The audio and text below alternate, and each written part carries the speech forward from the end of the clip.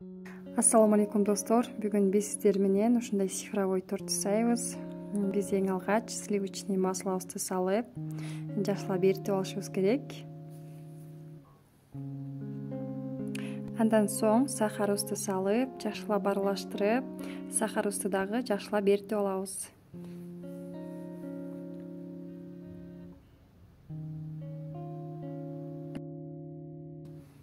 Бизде сахарыбыз ушундай эриди. Андан соң бизге 2 чоң кашык бал керектелет. Балыбызды салып алабыз.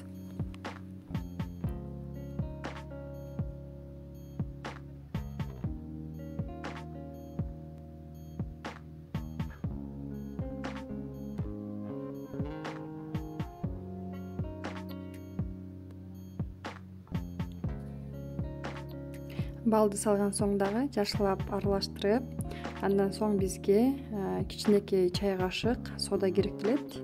Соданы салган соң биз аябагандай жакшылап аралаштырышыбыз керек. Себеби биздин массабыз аябагандай көтөрүлөт. Ошол убакта биз көптүргүч салып, ушундай өң болгондон кийин биз газыбызды өчүрүп алабыз жана 3 мүнөткө коюп турабыз. Бир аз муздаш керек. 3 мүнөт өттү. Андан соң идишибизге коюп, бир аз чым-чым гана туз салып, аралаштырып алабыз.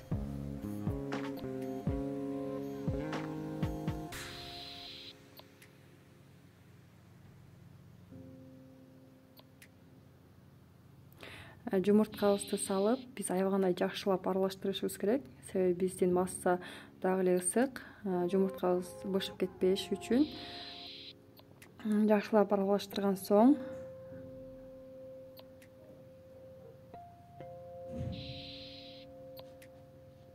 унубузду баарын эле салып алабыз. Унубузду жакшылап аралаштырышыбыз керек.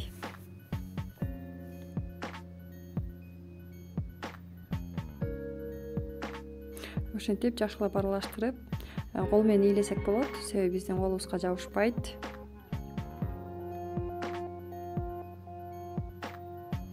Ушундай болгондон кийин биз холодильникке 30 мүнөткө жиберебиз. Холодильниктен алып, 3 бөлүккө бөлүп алабыз.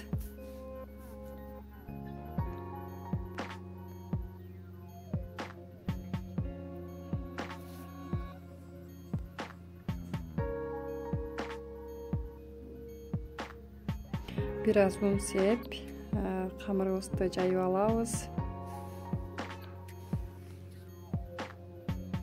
Бул жерде аябагандай жука же болбосо аябагандай калың болбош керек, орто болуш керек.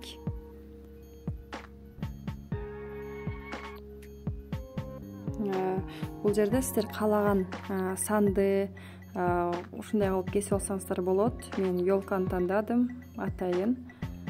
Ушундай кесип алган соң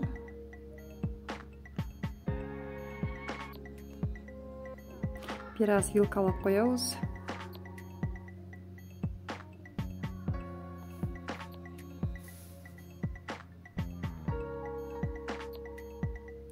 Андан соң духовкага 5 мүнөткө жиберебиз.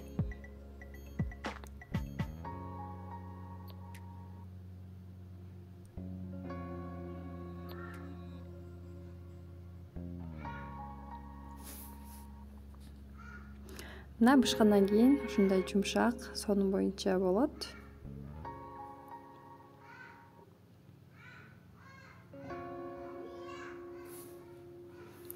Эң алгач биз сливкибизди коюп,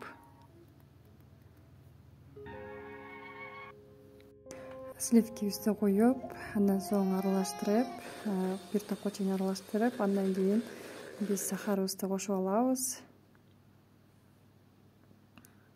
Сахарды кошкондон кийин жакшылап аралаштырып, творожный сырыбызды да кошуп, эң жогорку ылдамдыкта аралаштырып алабыз.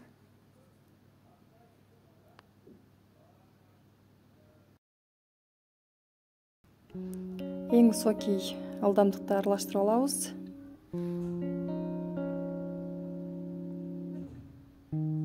Бизде ушундай масса болуш керек.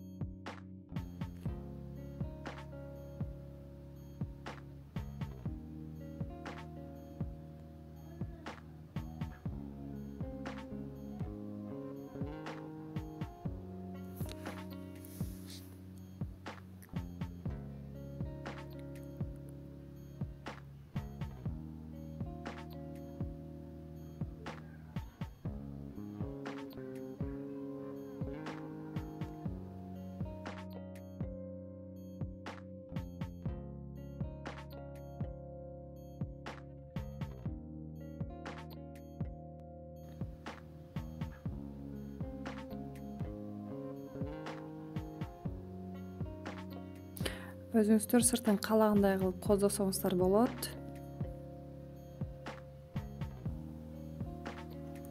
Тортубуздун сыртын биз өзүбүз каалагандай кылып кооздоп алсак болот. Кооздоп алган соң сөзсүз түрдө холодильникке 8 саатка пропиткага коюшубуз керек. Ошондо кремдери сиңип, корждору да жумшак, сонун болот. Эгерде сиздики бир аз катуураак болсо, анда эч кандай көйгөй эмес, ал пропитка болгондон кийин жумшарат. Ушундай сонун торт болду. Барыңыздар жасап көрүңүздөр.